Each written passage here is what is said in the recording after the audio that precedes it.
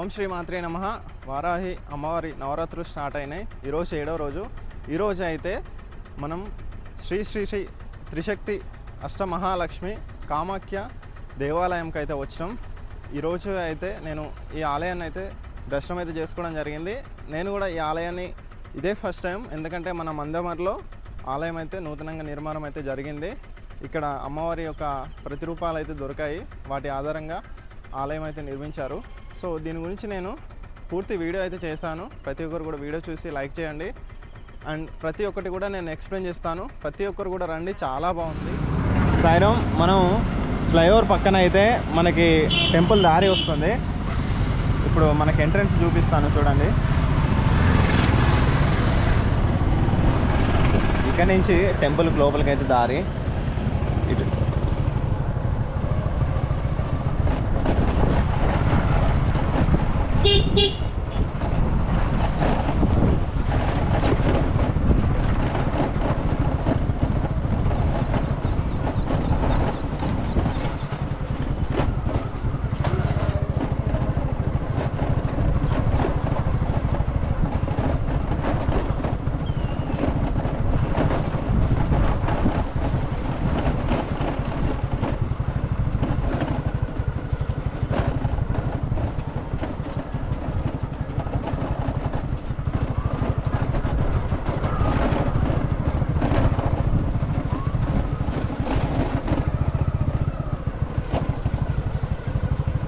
ఓకేనా రా నీకు?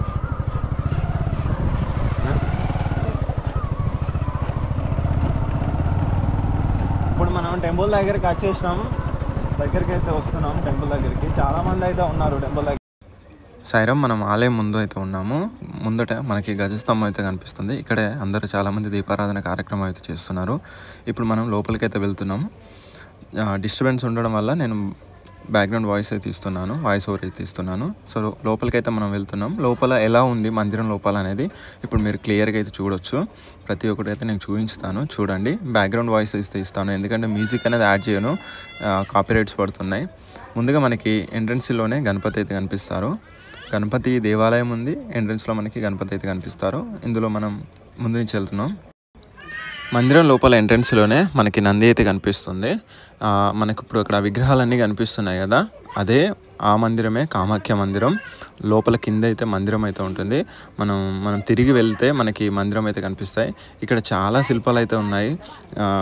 చాలా భలే, అంటే అసలు మీరు చూస్తే అలా బాగుంటుందండి. రియల్గా మీరు డైరెక్ట్ వెళ్ళి చూస్తే మీకు చాలా మంచి ఫీలింగ్ అయితే ఉంటుంది అండ్ చాలా ప్రశాంతంగా ఉంది. సాయిరాం, ఇక్కడ మనం చూస్తుంది శ్రీ కామాక్ష మందిరం. ఇక్కడ మనకి 2 ప్రతిమలు అయితే కనిపిస్తాయి. ఇవి మనకి మందిరంలో అయితే దొరకడం అయితే జరిగింది. సో దీని ఆధారంగా నిర్మాణం అయితే జరగడం అయితే జరిగింది. ఇప్పుడు మనం ఈ యొక్క మందిరం గురించి, మనం విశిష్టత గురించి అండ్ హిస్టరీ గురించి అయితే తెలుసుకుందాము. అర్చకులు వీటి గురించి అయితే మనకి ఎక్స్ప్లెయిన్ చేయడం అయితే జరిగింది. శ్రీమాత్రే నమః. శ్రీ కామాఖ్యాదేవి అయి నమః. ఆస్తిక భక్త మహాశయులకు శ్రీ వారాహి నవరాత్రి ఉత్సవ శుభాకాంక్షలు తెలియపరుస్తూ శ్రీ శ్రీ శ్రీ త్రిశక్తి అష్టలక్ష్మి మహంకాళి దేవాలయం మందమరి.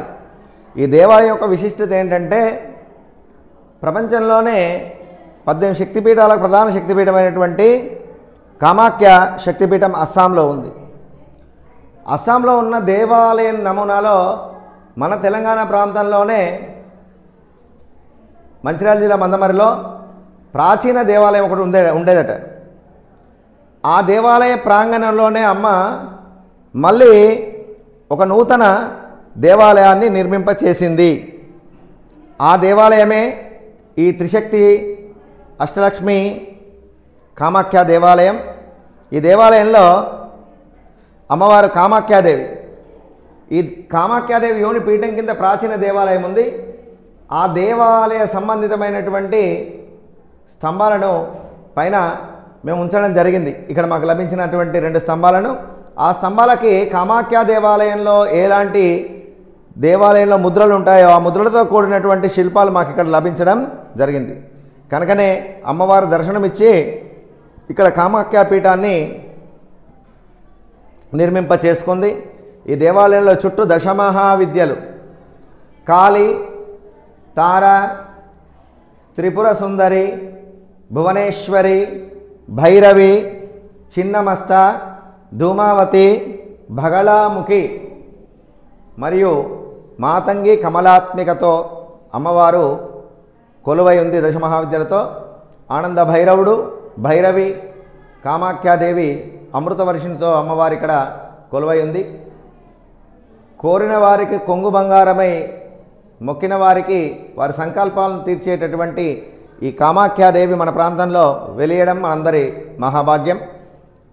కామాఖ్య దశమహావిద్యలతో పాటు శంబలాదీవిలో ఉన్నట్టుగానే అమ్మవారు పైన ఇచ్ఛాశక్తి, జ్ఞానశక్తి, క్రియాశక్తిగా లలితా త్రిపుర సుందరితో కూడినటువంటి రాజ్యశ్యామల వారాహి దేవాలయ నిర్మాణం కూడా జరిగింది.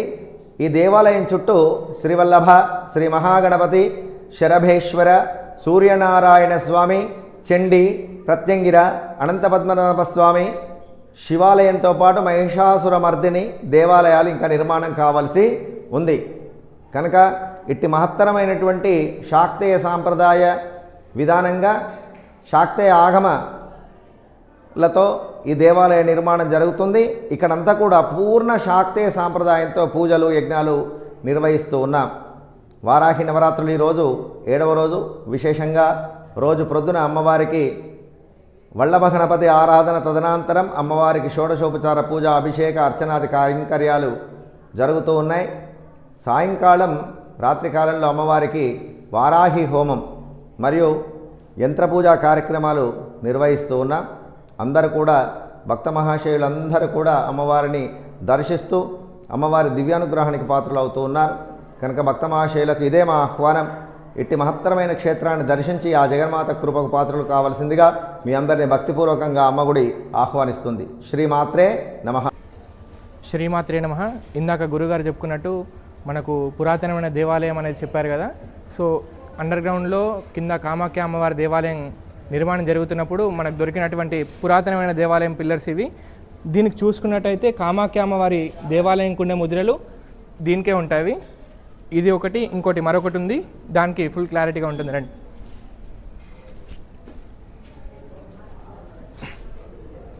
ఇక్కడ చూసుకున్నట్టయితే అమ్మవారి యోని చూయించుకుంటూ అమ్మవారు ఉంటుంది కామాఖ్యాదేవి. అవే దేవాలయం పిల్లర్స్ ఇవి దొరకడం జరిగింది. ఇవే కామాఖ్య అమ్మవారి పిల్లర్స్.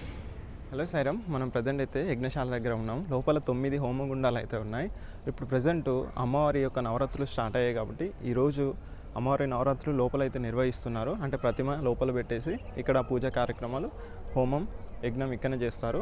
లోపల మందిరం లోపల నిత్య పూజ కార్యక్రమాలు అయితే జరుగుతూ ఉంటాయి. లోపలికి వెళ్ళి ఒకసారి చూద్దాం రండి.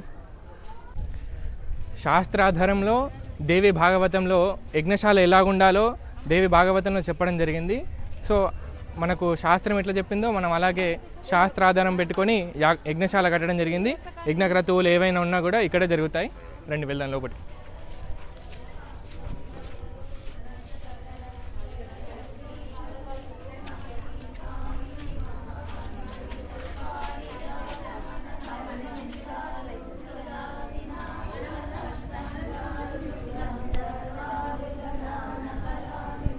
ఇక్కడ వచ్చేసి 9 హోమగుండాలు ఉంటాయి. ఇక్కడ ప్రధానంగా అమ్మవారి త్రికోణం హోమగుండం ఉంటుంది. ఇక్కడ కూడా మళ్ళీ మనకు త్రిశక్తులు కనిపిస్తాయి. మనకు జరుగుతున్నటువంటి ఇప్పుడు వారాహి నవరాత్రులు కాబట్టి వారాహి అమ్మవారి యంత్రము, కలశ స్థాపన, అక్కడ వారాహి అమ్మవారి విగ్రహము.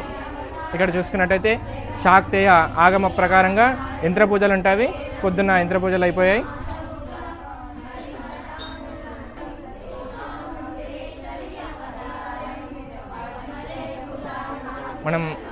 మనం సంకల్పించుకున్నటువంటి వారాహి నవరాత్రులలో ఈరోజు 7వ రోజు. మొదటి రోజు సంకల్పించుకున్నటువంటి అఖండ దీప స్థాపన, యంత్ర స్థాపన, కలశ స్థాపన జరిగిపోయాయి. ఈరోజు 7వ రోజు.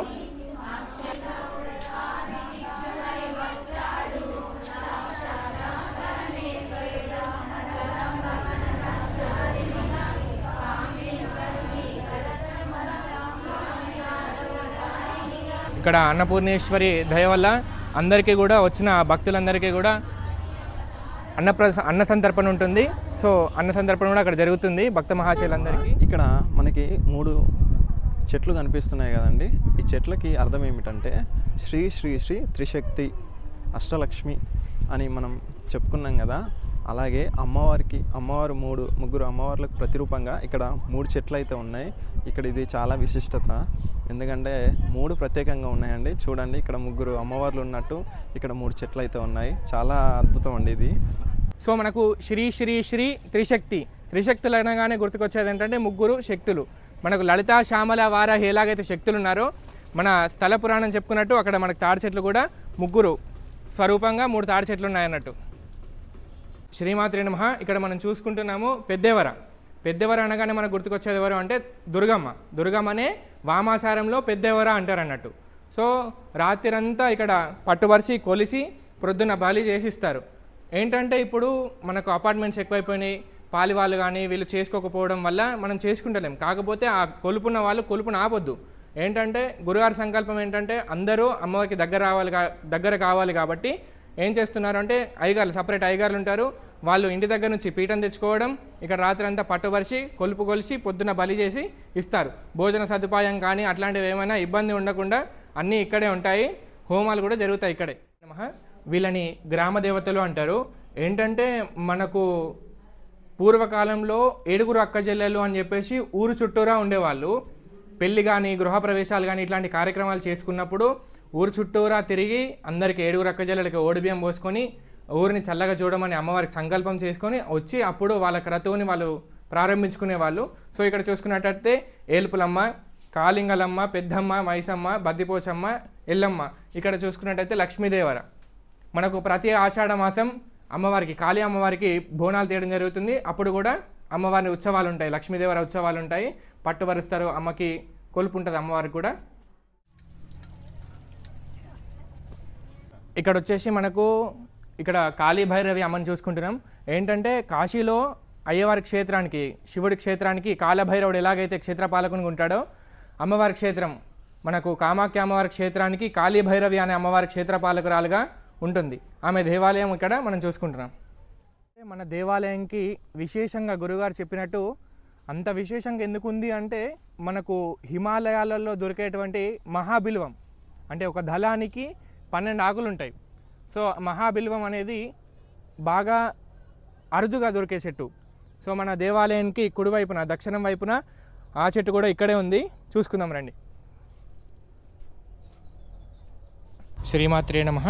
మనం ఇందాక చెప్పుకున్నాం కదా, మహాబిల్వము అనే ఒక దళానికి 12 ఆకులు ఉంటాయని లెక్క పెట్టుకుందాం. 1 2 3 4 5 6 7 8 9 10 11 12 చూసుకున్నట్టయితే ఇక్కడ మనకు 12 ఆకులు ఉంటాయి. మహాబిల్వము అంటారు దీన్ని.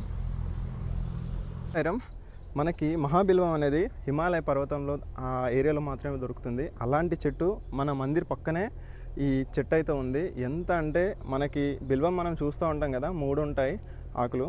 ఇందులో చూసుకున్నట్లయితే మనకి 12 అయితే ఉన్నాయి. చూడొచ్చు ఇందులో 1 2 3 4 5 6 7 8 9 10 11 12 ఇలా 12 ఉన్నాయి. వీటితోని మనం అమ్మవారికి మనం పూజ చేసినట్టయితే చాలా మోక్షం అండి. ఇలాంటివి దొరకడం మన అదృష్టం. సో మనం ఖచ్చితంగా ఈ టెంపుల్కి వచ్చి ఇలాంటి ఒక కార్యక్రమం పాల్గొంటే మన జీవితం ధన్యమైనట్టే.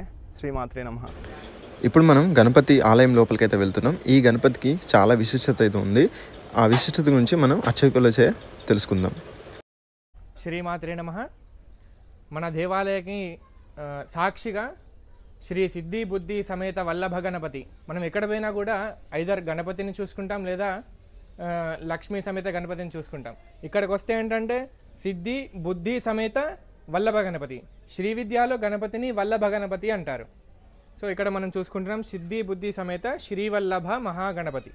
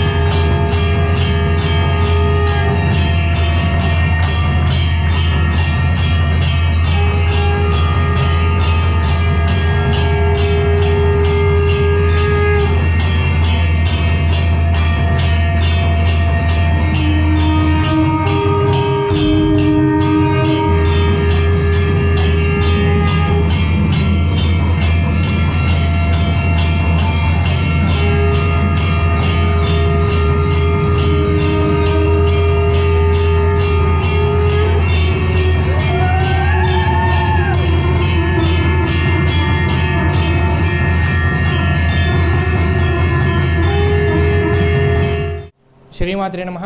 ఇందాక మన గురుగారు చెప్పినట్టు త్రిశక్తులు అనగానే గుర్తుకు రావాల్సింది ఏంటంటే మనకు లలిత, అటువైపు అమ్మవారికి కుడివైపున రాజశ్యామల, అమ్మవారికి ఎడమ వైపున వారాహి అమ్మవారు. ఇప్పుడు మనం చూసుకున్నటువంటి అమ్మవారు లలితా పరమేశ్వరి. అందరూ కూడా ఓడిబియ్యం సమర్పించుకుంటారు. ఇక్కడ అందరికీ కోరుకున్నటువంటి కోరికలు నెరవేరుస్తుంది అమ్మవారు. లలితా పరమేశ్వరి అంటారు. ఏమని? శ్రీమాత్రే నమః. ఇందాక మనం చెప్పుకున్నటువంటి లలితా పరమేశ్వరికి కుడివైపున శ్యామల అమ్మవారు. అంటే శ్యామల అనగానే మనకు గుర్తుకొచ్చే అమ్మవారు ఎవరు అంటే జ్ఞానప్రదాయిని. ఆ రోజు మనం చూసుకున్నట్టయితే వెర్రివేంగల అప్పయ్య మహాకవి కాళిదాసుగా మారడానికి కారణమైనటువంటి శ్యామలాదేవి. అమ్మవారు నాలుక పైన బీజాక్షరాలు రాస్తే అమ్మవారి గురించి అమ్మవారిని చూడకుండానే స్తుతించడం జరిగింది. ఎలాగంటే మనకు అమ్మవారిని చూడకుండానే అమ్మవారి ముఖం ఎట్లుంటుంది, అమ్మవారు ఎట్లాంటిది అని చెప్పేసి అమ్మవారిని స్తుతించాడు మహాకవి కాళిదాసు. ఆమెనే జ్ఞానప్రదాయిని శ్యామలాంబిక. అమ్మవారికి మంత్రినిగా ఈమె ఉంటుంది. లలితా సహస్రనామాలలో చూసుకున్నట్టయితే అమ్మవారికి మంత్రిని అనే పేరు లలితా పరమేశ్వరికి. శ్రీమాత్రే నమః. ఏంటంటే అమ్మవారికి వెడమ పక్కన వారాహి దేవి అని చెప్పుకున్నాం కదా, అట్లానే విశుక్ర ప్రాణ హరణ వారాహి వీర్యనందిత. అంటే విశుక్ర అనే రాక్షస సంహారం చేయడానికి వారాహి అనే అమ్మవారు ఉద్భవించడం జరిగింది. ఈమె వారాహి అమ్మవారికి సైన్యాధ్యక్షురాలు, సైన్యానికి అధ్యక్షురాలు అన్నట్టు వారాహి అమ్మవారు. ఇక్కడ మనం చూసుకుంటున్నాం అమ్మవారిని, వారాహి అమ్మవారు.